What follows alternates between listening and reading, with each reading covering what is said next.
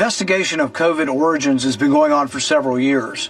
The Biden administration stymied us and wouldn't give us any of the documents. The Trump administration has been very cooperative, particularly Secretary Kennedy. They've turned over virtually everything. And what we now know beyond a reasonable doubt is that Anthony Fauci did indeed fund gain-of-function research. We have the evidence that the experiments were gaining in function. The viruses were becoming more lethal, more attachable to human cells, and more infectious. We do know that this was going on, that was funded by the NIH, specifically under the tutelage of Anthony Fauci. We know all of that, but we know even more now. We know that the initial estimate by the scientists at the CIA was that this came from the lab. They agreed. But Anthony Fauci was able to coerce, cajole, persuade, and dangle money to get people in the intelligence community to change their vote. So a scientific commission within the CIA voted 6-1 to say it came from the lab. He somehow was able to get that change. We have evidence of that happening. The virologists that he handpicked that were big recipients of federal dollars, all of them initially were saying it looks like it was manipulated. The virus looks manipulated. He was able to convince them otherwise. We now have evidence that in January of 2020, that he was already acknowledging that the virus did not come from the wet market, that the wet market was a spreader event, but wasn't an initial event because we had lineages of people way before the wet market that were getting sick. Everyone acknowledged that, but for years he's been telling us it came from animals at the wet market. This was all misdirection. This was a conspiracy. This was a cover-up, and he has not really gotten his just desserts on this, and we want to make sure that the American public and that history records that he was involved with funding this dangerous research that led to a pandemic that killed 15 million people. You could not hide that your agency had funded the Wuhan research or your long history of defending gain-of-function research. The only alternative left was to argue that COVID-19 did not originate in the Wuhan lab. You were not a detached observer. You had an institutional interest in the public believing that federally funded research had nothing to do with the pandemic. It was a conflict of interest from the very beginning. The authors of the proximal origin of SARS-CoV-2 privately had serious doubts about a natural origin. Within days, though, they flipped, and they all wrote in proximal origin that the virus was almost certainly not a laboratory construct. That paper was then used by the government and the media and you to discredit Americans. You did not reveal that you had been part of the paper, that you had read and offered editorial comments on the paper before it was published, before you began using it as evidence that it couldn't have originated in the lab. So while this was being waved at the White House to show that it couldn't come from the lab, one thing in public and another in private. The question is why? The only logical answer is that your primary concern was avoiding culpability. Your primary concern was hiding the fact that you had approved the funding for this dangerous research. Your support of gain-of-function research is extensive and long-standing. In 2011, your agency funded Ron Fauci's laboratory when it mutated the avian flu until it could spread through the air between mammals. This was the tipping point. This is when others became worried. You funded this. You advocated for this. The federal government's own biosecurity board, though, recommended withholding the details of these experiments because of the danger the research posed. People were concerned that publishing it was publishing a roadmap to creating bioweapons around the world. In 2014, your agency, NIAID, began funding the Wuhan bat coronavirus work. In 2015, Ralph Barrick and the Chinese scientist Shi Zhengli published NIAID-supported research combining a bat coronavirus spike protein with a SARS backbone. The resulting virus could infect human airway cells. It's a novel virus that now can infect human cells. It gained transmissibility. It gained function.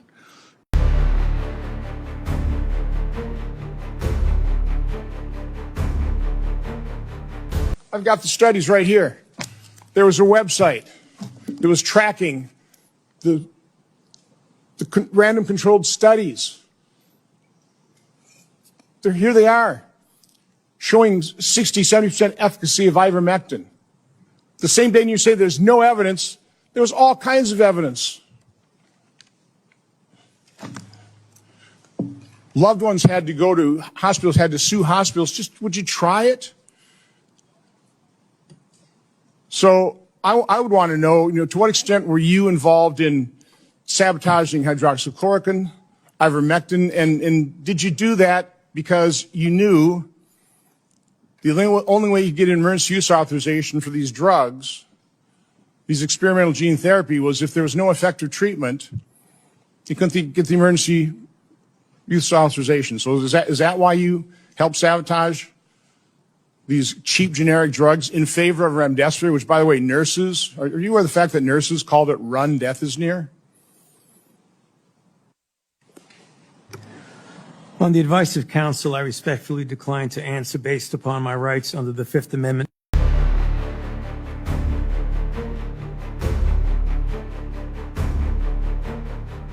The COVID vaccine, actually now it's very disturbing. There's actually over 100 studies now that indicate there's 17 distinct mechanisms that the mRNA injections may induce cancer. In fact, 2 population studies just came out in the past year or so. 8.7 million people combined. They found the COVID shots increase your risk of 7 major cancers: bladder, breast, thyroid, colorectal, gastric cancer. All of these cancers were up. They compared vaccinated to unvaccinated. And so we're seeing these cancers. We see CDC data, over 100,000 excess cancer deaths in the United States since 2021, since the vaccines rolled out.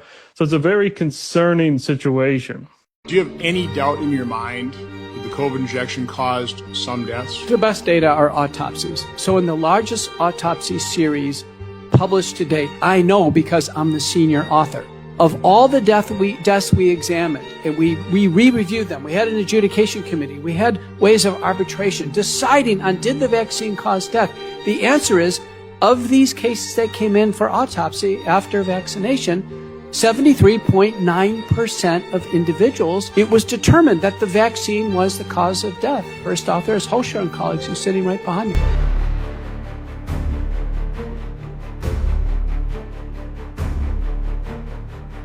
How much damage did this one little man do to this country? Anthony Fauci, through his illicit activities, appeared to have resulted in millions of American casualties through 4 mechanisms. The first one was obviously through his agency funding gain-of-function research at the Wuhan lab, leading to a global pandemic that killed 7 million people globally. And over 1 million Americans. The second mechanism was suppression of early treatment protocols during the early pandemic, suppressing hydroxychloroquine, suppressing ivermectin. The third mechanism was hospital protocols, pushing remdesivir and ventilators that killed many people.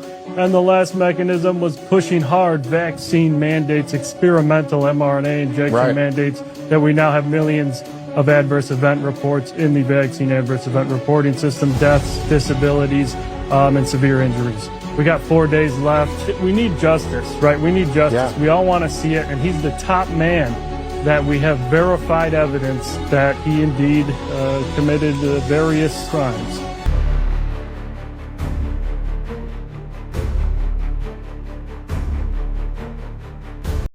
So these people that have had this vaccine, I'm sorry to tell you, you've compromised your body. You have compromised your health. And one cardiologist said, by having the jab, you've compromised your heart 100%.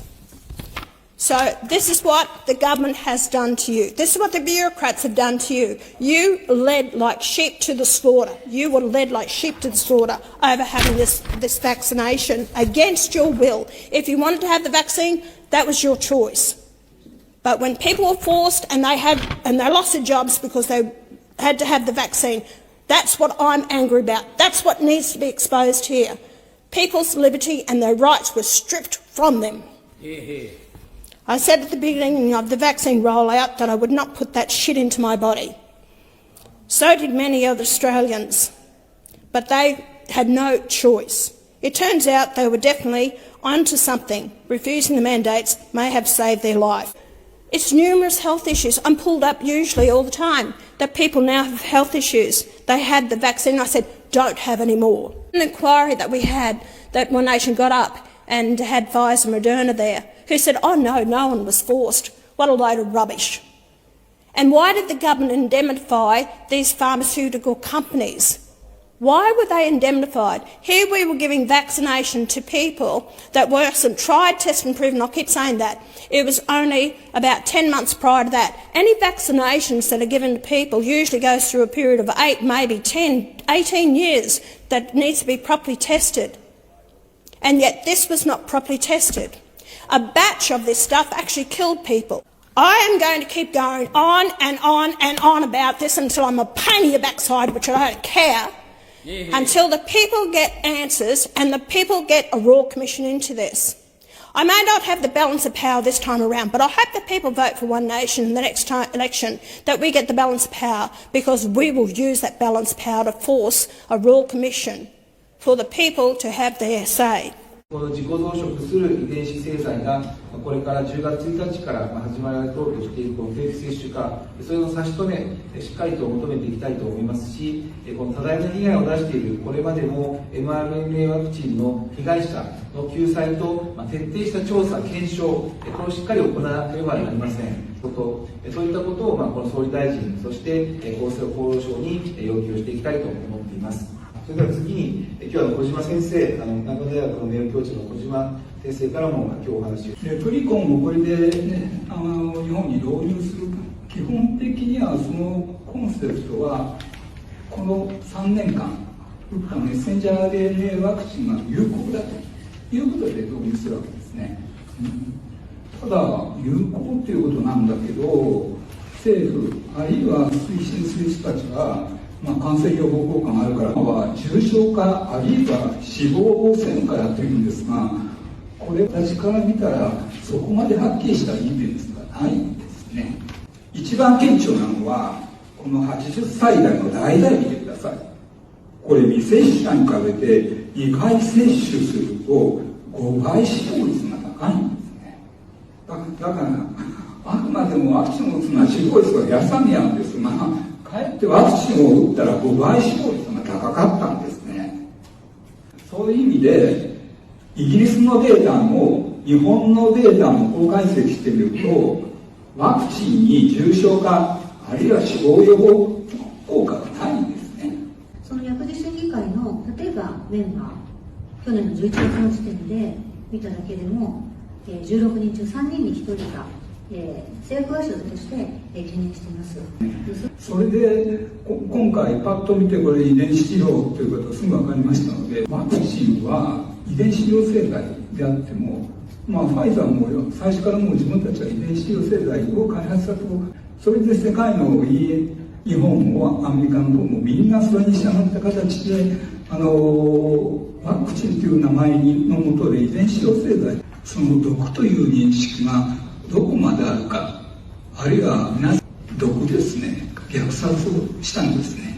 年齢型ワクチンで人々にいっぱい打ったものは何か、スパイクタンパク質ですよね。じゃあスパイクタンパク質に実は毒性があったとなったらこれどうでしょうか。でこれはですね、今現在ですね、多くの論文からも証明されてます。で普通であればスパイクタンパク質の有毒なタンパクだとするならば、その遺伝子をね人に注射するってことはやられてはいけないことなんです。でその四角の中に論文をお示ししておりまして、約200分ぐらいのですね論文があります。もっともっと多くの論文がスパイクが有毒であるということなんですね。で下に移りまして、mRNA ワクチンの細胞内で毒性を持つスパイクを生化します。ということはどういうことかって考えてください。普通のワクチンは打ったらばすぐなくなるっていうふうに言われていて、 mRNA は最初はいっぱい生産されるんですけども減ってくよってことが言われてましたね。でそれと比べるとレプリコンワクチンは臨床試験のデータを見ると3ヶ月6ヶ月8ヶ月経ってもね減ってないんですよ。これは何をしますか。スパイクタンパク質のような有毒な毒性のある血管を破壊したりね、あちこち破壊するような毒物がずっと供給されるということなんですよ。もう打ってはいけないものですねなんですが、日本はですね、自己増殖型ワクチンを大量接種、ロールアウトっていうのは大勢で作ってるんですが、来月初めに日本はワールドワイドなディザスターを勇気する可能性があるということを言ってますので、でもう一度冷静に考えましょう。今コロナで重症化する人はほとんどいません。で打ってもいけませんね。有効性はないわけですよ。mRNA ワクチンが大勢の死亡者、負傷者、被害者を生み出しています。でもう打ってもダメだと分かっているものを国際的な大きなダメージを受ける可能性もある。人から人に広がる可能性もあると。打つ必要は全くないですよね。だからそれを知ってて打つというのは僕は犯罪だと思う。Gente, nada como o tempo para passar. Tocaram mentira em cima da gente. Me tiraram vídeos em que eu falava da ivermectina. E agora, numa audiência no Senado dos Estados Unidos, o senhor Anthony Fauci, aí a gente entende por que o Biden, antes de deixar o governo, brindou o Anthony Fauci com uma anistia preventiva. Eu disse, ué, ele cometeu que crime? Que ele está sendo anistiado antes. Parece aquele filme que pegava-se o criminoso antes que ele cometesse o crime lá no futuro.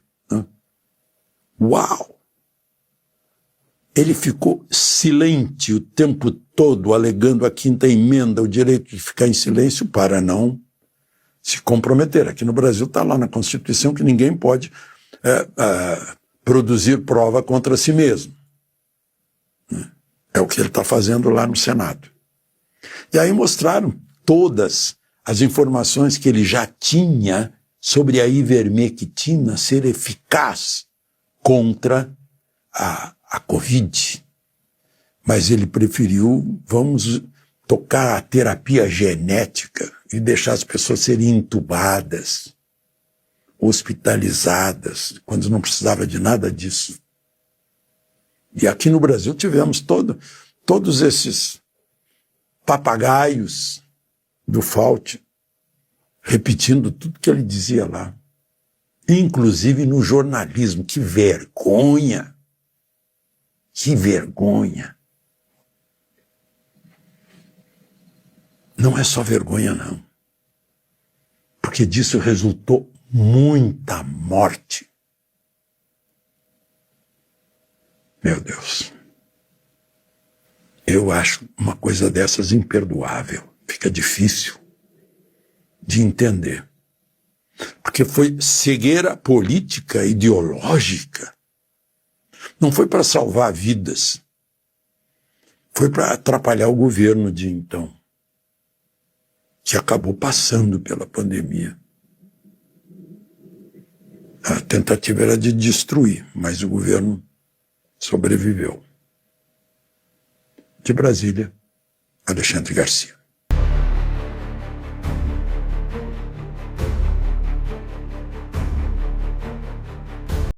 Before the COVID pandemic, Dr. Fauci, as head of the National Institute of Allergy and Infectious Diseases, provided millions in U.S. taxpayer dollars to fund dangerous gain-of-function research on bat coronaviruses at the Wuhan Institute of Virology, work which is now widely viewed as the source of the unintentional lab leak that sparked the pandemic.